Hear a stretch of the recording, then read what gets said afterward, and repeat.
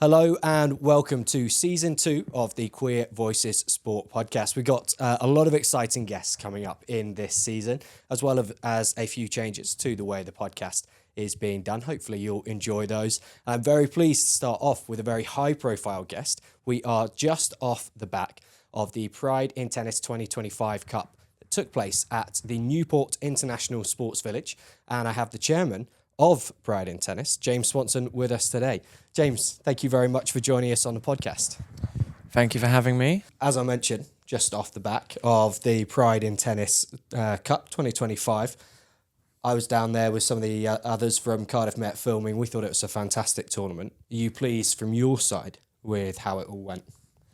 Yeah, I mean, absolutely. When you've spent, about 6 months building something out, and all of the fine details, all of the operational organisation that goes into it.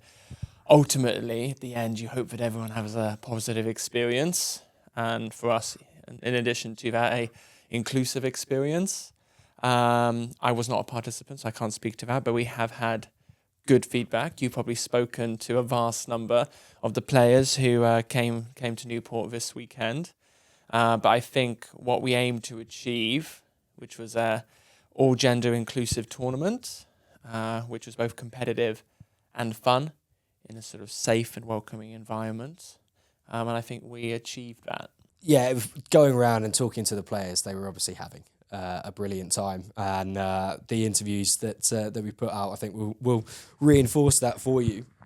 You mentioned there it was kind of a 6-month process planning the tournament. Can you take us through that a little bit and, some of the partner organisations that you had to work with to get this tournament off the ground? Yeah, absolutely. I have been connected to Simon Johnson, CEO of Tennis Wales, for a number of years, since Pride in Tennis launched in February 2022 at the National Tennis Centre in London. We had talked previously about bringing the Pride in Tennis Cup to Wales. We weren't able to do that in our first iteration, which took place in Nottingham Tennis Centre. And I reached out to him via email, and he very immediately connected me with Stuart and Mark from the Tennis Wales team. And we exchanged a number of emails about what we wanted to achieve. We jumped on a few calls just for me to explain who Pride in Tennis were, what the premise of the Pride in Tennis Cup was, and whether they'd be able to support us in regards to finding a location, and again, making sure that we were connecting with the LGBTQ plus tennis space, which exists in Wales, but also any other advocacy sports organisations. That started off in September, and then within the Pride in Tennis board, we had a small working group. Dan Rogerson and Alfred Wong were working heavily with me on building that out. And we've been working since December on the draw mechanic, how we would do the invites, obviously the court schedule, how we'd manage the socials, the timings, which would go along with that, and managing the entries, managing RSVP forms, ordering balls, getting branding and material and collateral there. Obviously it's a huge undertaking, huge amount of time, a lot of emails, a lot of meetings, but it all sort of came to a head this week. A few last minute snags that took place, and we were able to rectify them. And then once everything began, within the first hour, I remarked on just how wonderful it was just to watch tennis. I love the structure at Newport Tennis Centre. It was fantastic, having 2 indoor courts either side of this balcony. So you're able to see and very much be part of that environment. And you can attest to this as well. You were with us for the last 2 days. It was a really nice atmosphere. And that's one of our key deliverables of building out this event.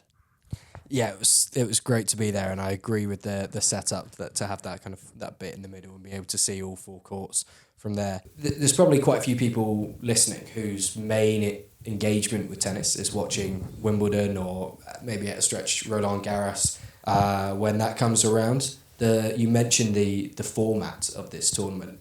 a little bit different to those ones. Are you able to kind of just go into a bit more detail there, how you made it work with quite a range of abilities and experience levels from the different clubs?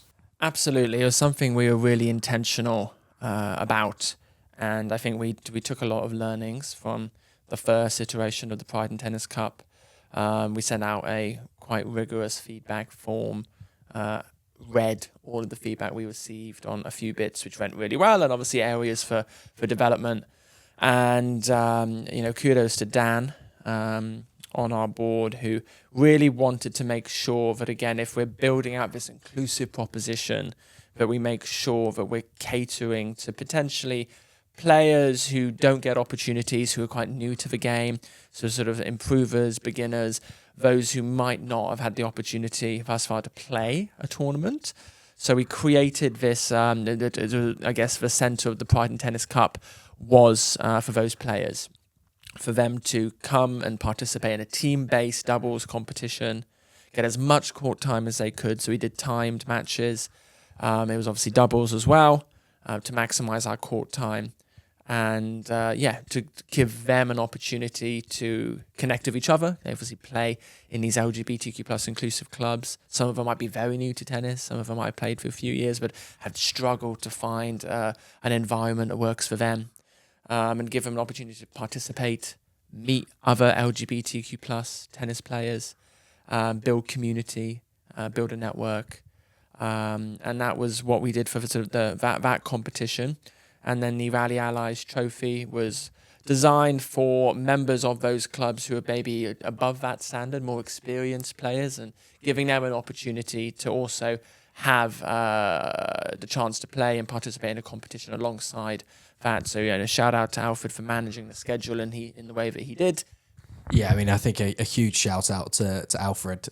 I've run tournaments in tag rugby and rugby sevens and stuff, and it just all seemed to run so smoothly. And the amount of tennis that people were playing through the weekend was incredible. They were barely off the court. It's amazing to see. The clubs themselves, how did it come about that the 8 clubs that were there were the 8 clubs that were there? Were they invited, or what's the process? Yeah, we have a really strong network. Ian Pearson-Brown is our club and network lead. And actually, again, some members of our board are actually connected to some of these clubs as well. So we didn't necessarily need assistance from Tennis Wales or Sport Wales or Pride Cymru to connect. We knew we have a network already, which some of those clubs we've supported and helped to build. Some of them we've just sort of connected them with each other that maybe exists in a certain geography, for them to start playing intramural matches. So we know where the networks are. We actively work across Great Britain to help clubs grow and start and develop and hopefully then thrive. We went out to our network, so to speak. Hopefully, to enter and be part of this tournament, you had to be a member of Pride and Tennis. So they all joined, which is fantastic for us in regards to our sort of membership engagement. But for us going to those club leads that we already have natural dialogue with, and asking if they were able to provide a team, giving them, I guess, understanding of the 2 competitions, and it sort of went from there. And a huge amount of work and heavy lifting went into managing the entries, managing the draw.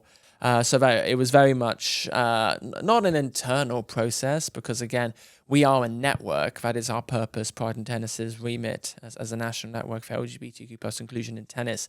So we leverage those relationships, and I'm really glad we got such representation from across Wales, England, and Scotland. Yeah, you mentioned there the fact that there were teams coming from all 3 of those nations, from Glasgow, London, Southsea, Newcastle, as far afield as that. But ultimately, home court advantage proved to be king, and it was the Cardiff Baseliners, founded by original Queer Voices Sports podcast guest Neil, who took the honours at the end. They were absolutely delighted with that. Just a word on their success. Yeah, it's probably even a moment for me to say disclaimer. We didn't fix the draw to allow some form of a beautiful narrative to be created of sort of a home club to Wales and Cardiff. Obviously, Cardiff baseliners winning. But that's what happened in the Pride and Tennis Cup, and it was actually a final between them and Fast London, who were the winners last year. So yeah, it's great that they were able to utilise that home advantage. It was a very tense final with a number of the Cardiff baseliners team watching on the side on that balcony. It got quite tense. I think it went down to the final rubber. But that's what you want. That's what you want to see. That's why we designed it. It was actually one of the few matches which got that element of tension. Sort of moved away from sort of a little bit more jovial earlier in the tournament to actually, we want to win this. We want to win this trophy. And that was great to see. And still really good, I guess, behaviour and a really great environment for those two teams to play in and cheering each other on, and that layer of camaraderie which happens in team environments. Less so in tennis, actually, as a useful reflection pieces. Tennis is so individualised. Even the doubles, it does sometimes feel quite isolating. But when you play in team environments, we look to, Billie Jean King Cup, Davis Cup. That's why the players love it. You never get to play in these teams, and that's the environment and the format we created for this tournament to allow that type of final to happen, and for the Cardiff baseliners to flourish in the moment of the moment that was in that final, and and they were victorious, and it's great. I know you've already spoken to Neil and understand that story, but I think the fact that we collaborated so heavily with Tennis Wales and we had representation from Sport Wales and Pride Cymru yesterday, the fact that Cardiff baseliners have come out victorious is a really nice narrative for us to talk about. Yeah, and they will have the opportunity to defend their crown next year, I'm sure. So it's 2 runnings of this tournament so far, 2 really successful ones. When does the work start on the Pride in Tennis Cup 2026? Good question. The idea of going into planning mode for the next iteration, our 3rd iteration, fills me with terror. But my focus and that of the board will now look to June. Obviously, the summer grass court series with the LTA. We've worked with them to establish and build the Friday Pride Day initiative across the events in June and July. So that will be where my gaze will go. I've actually had meetings at the LTA National Tennis Centre tomorrow to kickstart that planning and working out what we can do as the major stakeholder from an LGBTQ plus standpoint with the LTA, how we can work with their commercial partners, how can we amplify what we're doing and really story tell and make sure that we ensure each of those Friday Pride Days that exist within those tournaments can be used to their full potential, and we drive that visibility, and we really ensure that we get our members there and we give them a positive experience, and we're able to utilize the various event touch points that exist in these tournaments to really amplify our messaging. So yes, my next focus is Friday Pride Days, and then probably 2 or 3 months after that, we've had a little bit of a break. We will then re-begin planning for the next iteration of the Pride and Tennis Cup. So you've obviously mentioned there that the Pride in Tennis Cup is not the only thing that Pride in Tennis does. So can you take us back a little bit on the journey of the organisation?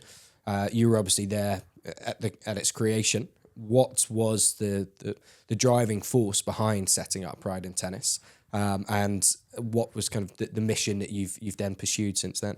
Yeah, absolutely. So I think Ian Pearson Brown was doing a huge amount of sort of advocacy work within the tennis space. He's a tennis coach based up in Newcastle, and I believe for a number of years he was asking VLTA for support in order to build this network and asking for more provisions from an LGBTQ plus standpoint across all layers of tennis, from coaches, officials, fans, etc. Because within tennis in itself, we've had significant profiles on the women's side of the game, more on a global level than maybe a British one, but I'm sure we'll pick up on this later, there's a chronic lack of representation right now and historically across all layers of men's professional sport, but as on the topic of tennis, it exists in tennis as well. How things then materialized. John Holmes, who is the founder and lead at Sports Media LGBT+, and also does a huge amount of work in football versus homophobia alongside a number of other things, connected me with Ian, and we had a number of calls. And again, through our respective networks, created what is now the sort of founding board members, so to speak. Sorry, apologies. And yeah, we had our launch event in February 2022 at the National Tennis Centre, where we were able to sort of ratify our existence. I was able to get Sky Sports down, actually again through John Holmes, and connecting me with the right people. We were able to have a panel discussion moderated by Lou Engerfield on that day. We did a sort of ideation research piece in that centre court space at the National Tennis Centre with a number of reps within LGBTQ plus tennis, but also wider sport, to understand what some of the challenges are across the game. And that then served as our springboard. And we've been, that's sort of 3 years ago now. And we've gone from strength to strength. I guess our big first win was collaborating with the LTA to build out the Friday Pride Day initiative. And also another key component is our Rally Allies training, which is a bespoke LGBTQ plus training for tennis venues to understand how to support LGBTQ plus tennis players coming through their venue and giving them the tools to be advocates and allies. You created Pride in Tennis.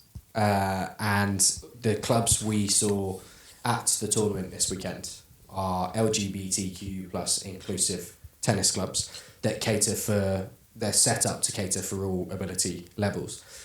A lot of the players that they see coming in and getting involved are people who either had always quite liked tennis but hadn't had the opportunity to play because they didn't feel included and accepted in mainstream clubs, or talking to a lot of the players, there were also people who they weren't really fussed about it being tennis. They wanted to be involved in a queer-friendly sports club, and they found that tennis was the one that's most easily accessible in their area. As a result, some of those clubs have a large number of beginner players. Now, you've played tennis your whole life. You've played to a very high level. You're not currently involved with one of those clubs. Do you feel that it's obviously fantastic the progress that's been made by these clubs. Do you feel there's something maybe missing still at the higher level for queer players who have experience playing tennis, but still, maybe don't feel included in a mainstream club? It's a good question. I think I don't know if I'm best placed to answer for it. We all have our own experiences. We're all driven to sort of find something. For me, I haven't found that space since being out as a member of the LGBTQ plus community, which is post when I played the majority of my tennis. The last period of time where I was playing a lot of tennis was at Stirling University. I was tennis club president there, very much part of the wider setup at Tennis Scotland. And it was very much a driving vehicle of my life. I was very connected. I did my dissertation on women's tennis, looking at sponsorship, authenticity within the women's space. And that was the theory I utilized to build out my dissertation.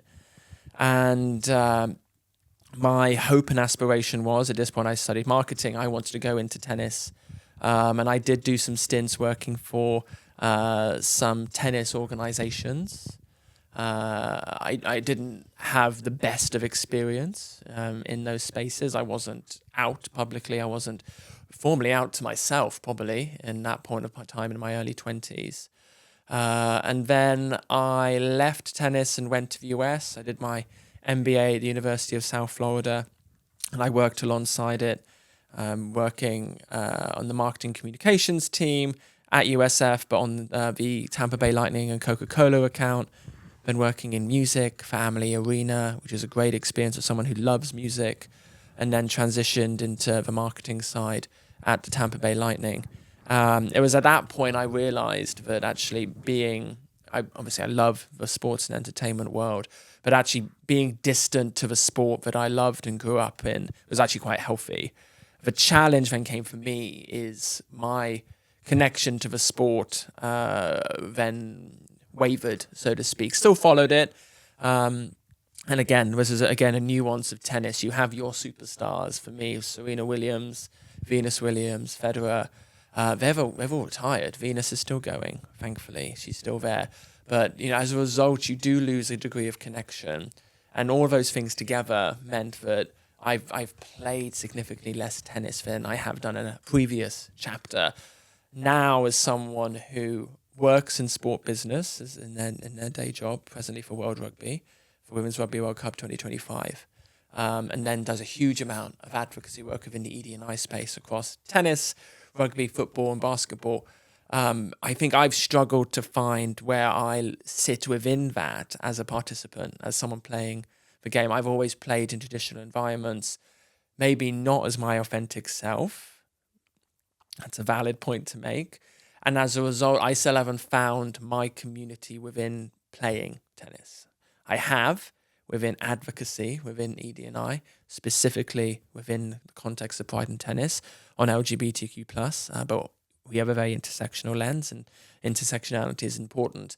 But in relation to me, I've bizarrely actually found it easier to play more paddle in recent times. Because paddle is a lot of fun, and it's something new, but still utilizing a skill set I have.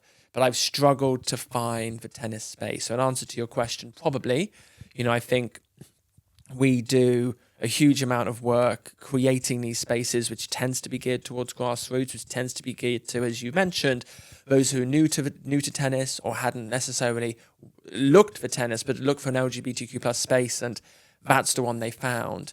For me, I was participating in tennis at a decent level, and in this point in my life, I play less. I'd love to play more. I was itching to get on court. I bought my racket just in case if I needed to warm anyone up or step in if someone was injured.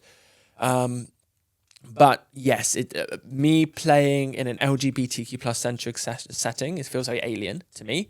But it feels very natural for me to be organising and part of the group putting those things on and ensuring that other people have a really positive experience in the game, because I love the sport. The blend between physicality and technicality and the role of mental pressure and the scoring system. It's a happy place for me. I just haven't been able to find the right location and space for me to have that connection to the game from a participant lens of recent times. Now, does that mean maybe we need to make sure we're creating spaces for all levels? Probably, but starting at grassroots and then building from there seems like the right place. It seems important to acknowledge that there's as much variance between two different queer people's experience as there is between any two heterosexual person's experience in sport, as well as in life in general. And to be able to get to a point where there are opportunities at the elite level as well as at the grassroots level, I think is really important. You touched on some of your other advocacy work, which has been very extensive and is very much not limited to tennis. I think you've been on a really interesting journey with that. Can you kind of take us along with you on it? Yeah, and again, for me, I think coming back from the US, I landed a job at Harlequins based in southwest London. And I looked at what they position themselves as, and one of their key brand verticals, so to speak, was a connection to their community. And Harlequins is a really colourful brand, if you know its brand identity and the jester. And I looked at this, and I'd worked in the US market, where I think they're at the other end of the spectrum. I think a lot of US teams do nights in celebration of. But every game tends to be in celebration of some identity or some affiliation. And as a result, it gets quite cluttered. And as a brand, as a sports vehicle, to really communicate a message to your audience, what is it you actually stand for? Which communities do you want to authentically speak to? So I took the learnings from the US and applied them and managed to, through a lot of work and negotiation and positive influencing, to get board sign off at Harlequins to host Rugby Union's first LGBTQ plus Pride game in February 2020, just before COVID. I think we went into lockdown the following month. And yeah, it was that was very much, I guess, the foundations of my work in this space. It was the first workplace I actually, now again we're having this conversation, that I was authentically presenting myself as well. Again, pros and cons for any minority identity listening out there in the workplace. Once you do present authentically, you then represent an entire spectrum. Just quickly there on that, for you, was that decision based on where you were in your life that you thought, right now I'm going to be authentically myself, whatever work situation I'm in? Or was there something about working at Quins that allowed you to start being yourself? Quins was a really friendly environment. One of their biggest USPs as a business is the quality of people, and I'm still connected with many people there. Probably a blend, if I'm being honest. I think I had worked in other corporate sports settings where the culture would not have allowed me to have done that. Quins did as a smaller club. It was also my own journey. Like many, going to the US allowed me to discover and actually spend the time to work out who I was. And I found it easier to present authentically to people who didn't know me, which I think is something which a lot of people who are listening can understand. And then when I returned to the UK, I then said, well, this is new you, this is your rebrand, and launching this initiative, taking on the risk as well of launching something that a club had never done before, in a sport which I knew of, but didn't have the intrinsic understanding of or the inner workings. So one of the biggest bits of work I had to do, and again, I'm going to reference it again, John Holmes connected me to loads of people, Nick Heath, Matt Webb from the Steelers, and from there, this game, which was holistically driven to ensure that we had representation from IGR, International Gay Rugby. So we had a number of clubs on site that day as part of Guard of Honour and being part of driving donations as well. So the King's Cross Steelers alongside loads of other clubs were present. We had a pre-match panel which Nick Heath moderated alongside representatives from the LGBTQ plus community. We had Zoe Sainer, former player, Simon Mile, who came over from the US, actually, who was a former Harlequin and came out after he retired, which again is very commonplace. And that game was very much a launch pad, for the club in regards to now we've got this vehicle. And we also did this very purposeful research with the Harlequins Foundation and Monash University, looking at the LGBTQ plus experience for in community rugby settings in southwest London, which allowed us to get some base level research and understanding homophobic and sexist language in these clubs. Is very much, again, another driver to explaining the why, because I think a lot of people who consume sport, for those on the other side of a spectrum who say that sport shouldn't be utilising its platform to communicate, where people sometimes perceive it to be political views. It's from my end, obviously it isn't. It's about social cause and broadening and diversifying your audience base and driving representation. That doing it authentically and working with people who play the game, particularly those who are LGBTQ plus, and getting feedback from them on what I was building was a key part of that. And the game had amazing response from in rugby and wider sport, which is fantastic. It's now an annual LGBTQ Pride game happens at Harlequins every year. Utilise that model to launch a game in celebration of Black History Month. Again, the first club to have done that within the PRL. And then again, as a basis during COVID to continue our dialogue in that space, launched Quins Pride, the first LGBTQ plus supporters group, very much looking at football, who do that. And I did a lot of work of the Gay Gooners at Arsenal, which is a job I did after Harlequins, and very much ensuring that the supporter voice was part of what we were doing at Harlequins. But very much my USP is the fact that I can go into these spaces it's a little bit uncomfortable early on to work out and understand the space, but apply learnings from other sports and apply them to that model. And it seems to have worked quite well thus far. I had an image in my head there as you were listing off those things that you've done of someone trying to write them up on a whiteboard for people to make notes on and keep track of all those achievements, and them just being absolutely exhausted as you went through all of those achievements, and so many of them were accompanied by the word first, especially at Quins there.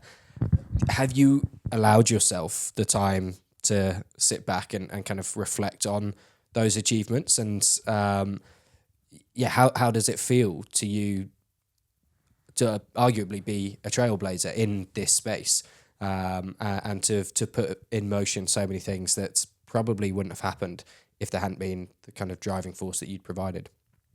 Yeah, I've been lucky to that. I've worked in spaces. I've been receptive. I also do think I had a significant part to play in positively influencing those senior leaders to get buy-in from the board and move things forward, and really understanding how to communicate the why, how to educate at the same time, and how to get buy-in, and also understand the commerciality of the sports space plays. So I've been in a bit of a unique position that way, but for me, wanted to drive change, wanted to ensure that sport is an inclusive space for all identities, something which was intrinsically driven in me from I don't know when, but it's very much there. It's a lot of hidden labor. It's a lot of invisible work which happens in the ED&I space across the board. Yes, we've listed out the work that I'm doing, but so many others are doing that work as well. And it's just bit by bit, you just gradually grow and build, and you need this massive degree of patience in order to just keep things moving. Because sometimes you move 3 steps forward and you go 5 steps back, and you're about rebuilding. And, we're seeing that right now of change of government and global politics and having an impact on the sports space.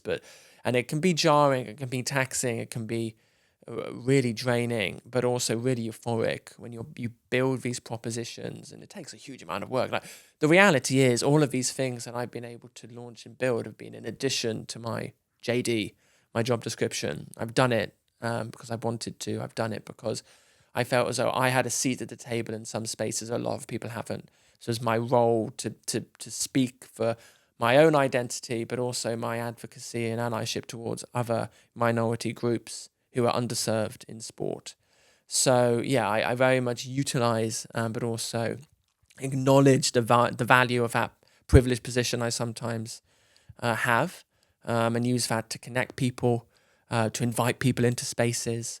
I'm still very much connected to Harlequins. I've acted as a number of years as their sort of EDI consultant on making sure these Pride Games move forward, but also hosting roundtables on certain topics. For the last 2 years, we've hosted a roundtable in connection to Black History Month, and making sure we're getting representatives from across rugby to feed in as to how we drive representation, how we improve access, and have done the same thing from an LGBTQ plus standpoint about getting all the reps from rugby. I had before Big Summer Kickoff last year, we had URC, PRL, Six Nations, RFU, World Rugby, all in one room, just talking about LGBT plus inclusion and how rugby could work together to drive things forward. But I also recognise it's a huge task. Sport is not well resourced. It's very hard. You have to be patient. It takes a lot to get buy-in from senior stakeholders, because I think we're probably all aware that the identities of the majority of these key decision makers in wider sport and business hold. But yes, in regards to your question, it's small moments in time I do reflect on what has been achieved, and I've met some amazing people. Again, a huge part of my sort of wider social capital and social currency is my connection to the wider ED&I space. So many of these individuals who are doing amazing work themselves in their own respecting fields are now a close friend of mine. They're now collaborators. Many of them sit on the boards that I do as well. It's important to lean on that network for support, because they've gone through it in their own way, but also to bring their knowledge, especially an external lens, to spaces, just to help make sure you're driving things holistically and covering things that maybe you've missed because you're very much in it, and making sure you're getting that external outlook. You have had great success at those advocacy initiatives at getting progress made in ED&I. There will be people listening who are trying in their local club, local community, to get something set up that they, like you, recognise is going to have massive social impact, but they're not being listened to, or they're not being valued and understood. What advice would you have to someone that finds himself continually coming up against a brick wall? I think a few things. Focus on the long term, not the short term. You're going to have a lot of short term losses. You're going to come up against a lot of closed doors initially. And, I think for all of us in any project or initiative, the early success in trying to achieve that often shapes the way in which you think about it, or the way in which you frame it in your mind. So if you come up initially with a lot of blocks, it's very natural to say, "Oh, it's not going to happen." So that's number one. It's focused on the long term, not the short term. If you get blockers now, then roads or tunnels might exist in ways that you just don't know. So perseverance is number one, but also find your advocate, find your ally. If I think back to the Harlequins days, I think very early on, I established buy-in from Mark Leckie, who was CEO of the Harlequins Foundation, now at Spurs. So I got buy-in from him, and that helped shape getting sign-off at the board. And again, the same thing. If I look to now in my job at World Rugby, we're trying to be very bold and visible in the work we're doing. And utilising the vehicle of the Women's Rugby World Cup 2025. Our CEO, Sarah Massey, Managing Director of the tournament, is a huge ally for the LGBTQ plus community, but also driving change in regards to representation for minority ethnic identities in the sport. She's, again, a massive advocate and someone who supports what I want in my work, and also what we're trying to do at Women's Rugby World Cup. These are just examples of finding those advocates who are naturally going to be more senior than you, who are naturally going to have more capital than you, whether that's social capital or actual capital. If we're talking in the club space, it could be someone on the committee, someone on the board. They do exist. You just have to find them. And if they don't naturally exist, you're going to have to find someone who's slightly receptive and gradually educate and gradually make them understand why this is the right thing to do. It's very easier said than done. I think it's very easy now sitting here talking about, listing off X, Y, and Z. The reality is this wasn't easy. This wasn't glamorous. A lot of this work I did was late at night between 9 and 11. When I used to get back from long days, it's a very grueling industry, sports and entertainment. We're not well resourced. A lot of it is driven by people have really personal drive and really want to make a difference, to self-sacrifice. And so I can talk about all of these positive outcomes, all of these amazing pictures from LGBTQ plus Pride Days, to the amazing visual spectacle of our LGBTQ plus bus that we branded for Pride in London with Arsenal in collaboration with the Gay Gooners. Those are beautiful, euphoric moments, but the work that went into that, the years of no's, the years of rejection, the years of, right, I'm going to have to be nift and nimble and find a new way in, or my ally and advocate in the business is gone. Who is my next person to try and get this over the line? So whether it's in the workplace, whether it's in clubs, you need to find that person. And if they don't exist, there is someone who's receptive, and then gradually educate and explain to them the why. And eventually, I again, it's easier said than done. I do believe that we will continue to make strides. And the final bit, as I mentioned, perseverance, but also be prepared for setback, and be prepared that actually you might do a lot.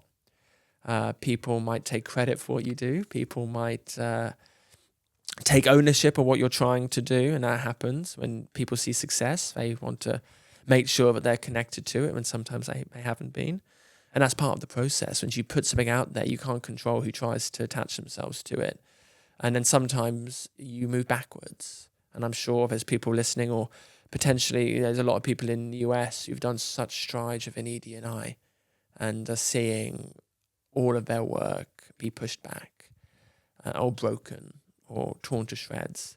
And that's why it can be particularly jarring. And it has been. It's been a difficult year for that perspective, even for me and a lot of my friends who work in the space. So, I think it's not easy, but having that personal drive and wanting to make that change is key. And eventually it will happen.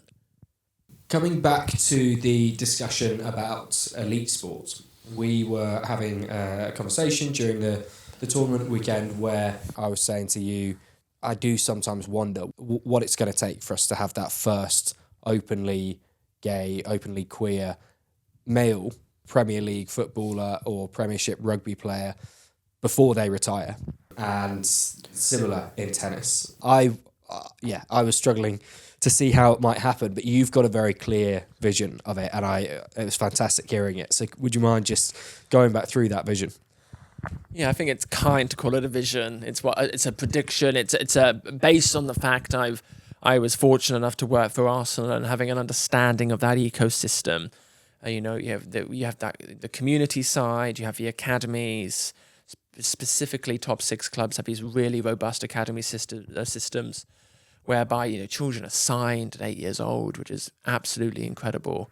And there's some really meaningful work being done by a lot of verticals within football to ensure that those spaces are inclusive and have real education driven through the layers of those academy systems that relate to all minority identities.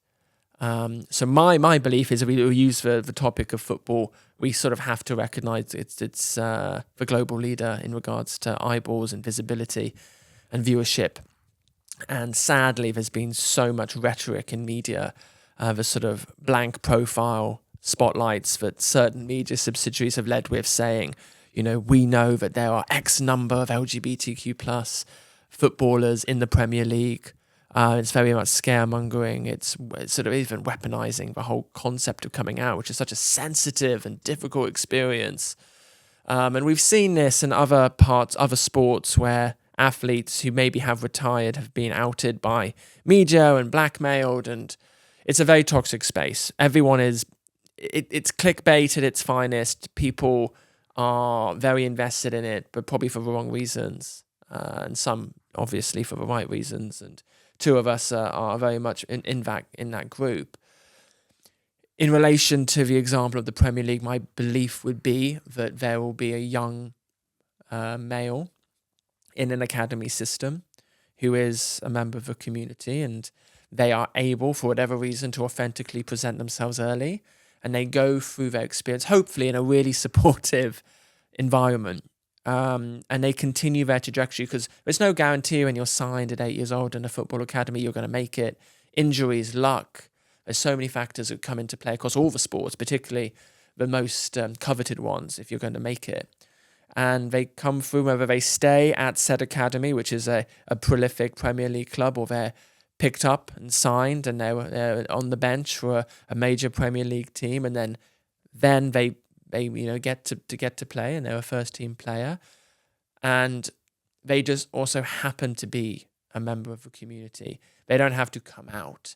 They don't have to deal with people saying, "Oh, I thought you were this and now you're that." They don't have to, because that's who they are. Coming through as a young player, I honestly think that feels like the most natural way for us to get over this massive hurdle in sport, which is who is going to be the first LGBTQ plus male in Premier League football. And for me, I also sort of hope that will be the avenue, so that we're not going to have to spotlight this one player. Footballers get enough abuse as it is, who is, for whatever reason, and again, we hope it's going to be on someone's terms, but for me, it would be someone coming through the academy system. Again, then they come to prominence, And the story is about the fact that they've come to prominence and they're a great player playing for a top club, and they also happen to be part of a community, and it's not the centre of the narrative. That's my hope. And you can probably apply a very similar thing to Premiership rugby in this country and other pro leagues across the world, and similar probably to tennis as well. Someone who's a prolific junior and then comes through, maybe they win one of the junior Grand Slams, and they come through the locker room authentically presenting themselves. And when they do make it into the top 100 or do make it far in a slam, it's not the centre of the discussion. They don't have to do this reveal moment. That's my perception. I don't know if it's going to happen that way. I also don't know if I'm qualified to even have an opinion on this topic. I'm not a pro athlete, but based on having worked in the space and talked to athletes, I have a feeling, for me, if we're on the topic of, top men's sports, that would be the likely scenario and possibly the easiest. Yeah, I think it makes a lot of sense that could be the way it happens, and it would be great to see. And you sort of feel maybe, tennis is perhaps even more set up for that, in that people talk about sport as a meritocracy, but there are a lot of barriers to your ability, your talent being the be all and end all of whether you make it to the top. And in those team sports where you've got to be selected and you've got coaches that might be looking for a reason not to pick you, potentially those barriers are that little bit harder for the kid coming through the academy in a sport like football or rugby than maybe they might be in tennis, where it still obviously helps to have the really good coaches, but maybe your talent, because it's an individual sport, can take you a little bit further and overcome some of those barriers a little bit more than in team sports. Yeah, the talent speaks for itself, and you're not relying on being selected and some of the pressures that come with it. I mean, as you and I both know, each sport has its nuances and layers of difficulty, and tennis is no exception to that. And tennis does have a history of the sport being a catalyst for change. You look at Billie Jean King, not only an LGBTQ plus icon, but a feminist icon, someone who's driven through so much social change and driven where we are now in regards to equity for women's sport. She was the pioneer. She was the one who drove things. The creation of Title IX in the States, and very much creating the foundations of women's sport as we know it today. And that came from tennis, and it drove equal prize money, which now exists across the Grand Slams for women's equity. And tennis has always really punched so hard in the women's space. It's the top sport for women. You look at the top 10 earning athletes in sport, they're always tennis players. They also benefit from the Grand Slams having both men's and women's. It's sold as a split competition, as it should be, to partners, broadcasters. It's facilitated this opportunity for equal prize money. And it's an amazing platform for women. And if you look, again, through the tapestry of history, Billie Jean King, Martina Navratilova, Amelie Mauresmo, we have Kazatkina in tennis right now. And again, she's an out woman from Russia, which comes with it so many other barriers and challenges, but she is doing what she can, and with her platform. I'm never going to advocate to any player that they need to be an advocate. They need to move things forward, because they have enough challenges being a pro athlete, and I'm never going to tell anyone to do anything, especially not a member of a minority identity within the sports space. So tennis has a good tenure in this topic. So I'd love there to be greater representation on the women's side. There's this sort of juxtaposition in men's and women's sport across women's football, women's rugby, and women's tennis compared to its male equivalent. They're just other ends of the spectrum in regards to visibility and natural LGBTQ plus inclusion. And I'd love there to be less of a gap. I'd love there to be a better medium between the two, whereby we're having these sports spaces where people can present, and no one's challenging what it is to be a queer male athlete and sort of questioning what they could be and what they could look like and how they behave, because they just exist in the way that they do in the women's side. Now, don't get me wrong, I'm not sitting here suggesting that LGBTQ plus women have an easier ride, and they don't everyone has challenges in sport and everyone receives abuse, and pro athletes, as a result of social, get that more now than they ever have. But they are safer environments and there's community. And I would love that to be more reflected on the men's side of sports, specifically in tennis, obviously the sport that I grew up playing and having such an emotional, nostalgic connection to. And as you've mentioned, it's an individual sport. You can build your own brand on court, which maybe gives the opportunity for a male, hopefully in the near future, who is part of a community, to authentically present in a way that works for them, and they're celebrated for that. Yeah, there is a huge juxtaposition between LGBTQ plus inclusion in women's sport and men's sport. Fundamentally, where do you think that stems from? So it's a great question. I think that sport is naturally heteronormative and naturally masculine driven, just by the nature of how sports have gone, and historic lack of opportunity for women, and historic inequity across all sports. We see this, specifically when you look at football and the ban that women's football experienced via the FA, chronic lack of funding and opportunity in rugby.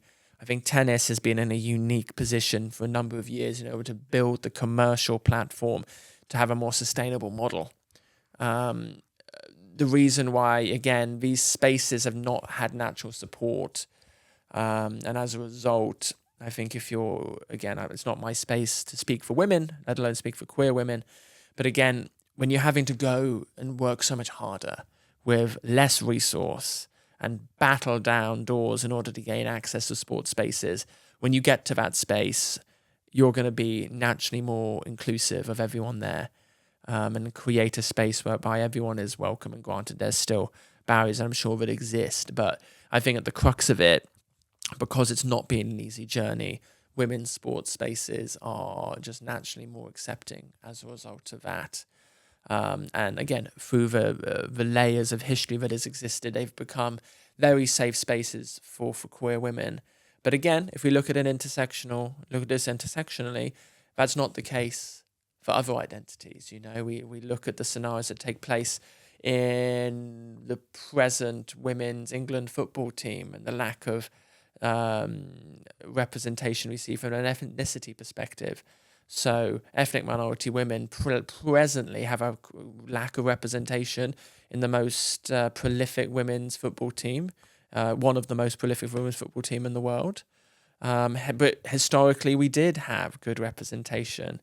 And we have to continue across all the sports to continually invest to show, even if you have achieved better representation across some of those minority identities, doesn't mean you stop there, doesn't mean you stop investing. I know the FA are doing some really intentional work now at ensuring there are pathways for ethnic minority girls to then experience the game, stay in the game. But it takes a lot of time and investment and intentionality. So yes, while some of those spaces for women are LGBTQ+, doesn't mean they are naturally safe spaces for other minority identities. And this is why it's just very hard. No space is perfect. We have to continue to drive. And again, the vehicle of allyship, whether you are LGBTQ+, to make sure you're supporting other minority groups, is key to that. So yeah, it's a bit of an enigma. It's really a challenging one.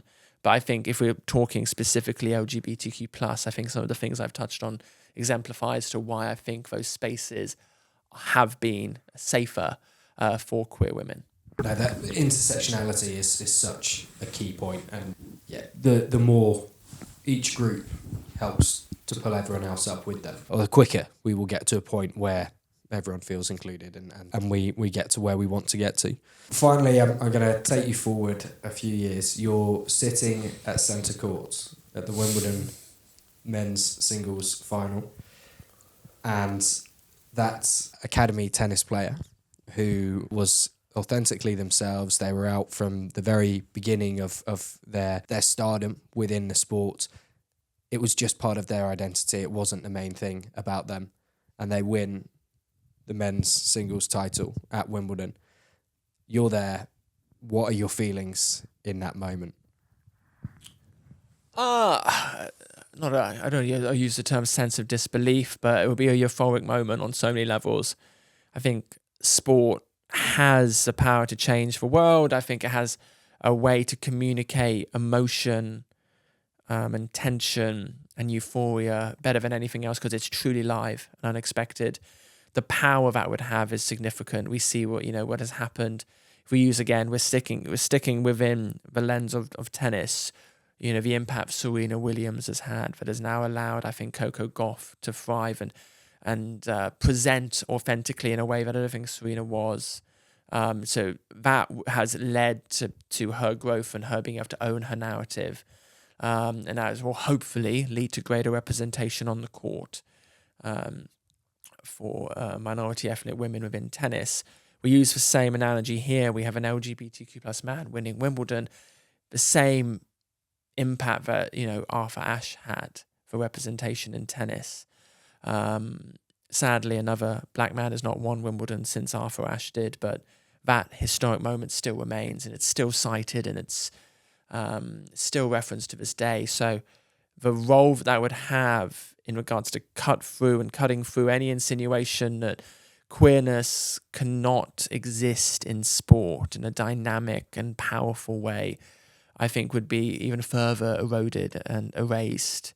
And the impact that would have across other sports that have other layers of just traditional heteronormative masculinity would allow those other spaces, those other athletes to bask in that reflective glory, so to speak, and give them the confidence. And we've seen this across sport as one prolific individual who represents a minority identity wins and builds that platform and really amplifies their moment. We see that cited as inspiration across other sports. Serena Williams, again, my hero, is cited by so many players in tennis, but also other sports. And Lewis Hamilton has referenced her alongside loads of other sports icons. And I think tennis, because it has global appeal, is one of the few sports that is global. It's one of the few sports that does get cut through. But if that happened from an LGBTQ plus standpoint, the way it would influence other sports, the way it would influence football, the way it would influence the NFL, the way it would influence the NBA, all these other powerhouses in sport, it would be unrivaled. So yeah, I think it would be just, it would be euphoric, but also would be a moment and a platform that would not only shape the future of tennis, but hopefully shape the future of other sports from an LGBTQ plus standpoint. Yeah, it would be an amazing moment, and let's hope it's one that we're not talking about as a hypothetical in a few years' time, that we have experienced it, we have got to see it, and everything that then comes from that. Thank you very much for giving up your time to join us on the Queer Voices Sport podcast. I know you have been incredibly busy sorting everything out for Pride in Tennis Cup 2025 to be the success it was, and I know that your year is only going to get busier from here. So wish you all the success with that, and I do hope that you do take the time sometimes to just catch your breath and look back at the achievements that you've had. You're most welcome, and thanks so much for the conversation. It's been great to be here, and thank you as well for all the support you gave us at the Pride in Tennis Cup. Cheers. Do join us again for more episodes of the Queer Voices Sport Podcast as Season 2 continues on Spotify, YouTube, and of course you can find us on Instagram and TikTok.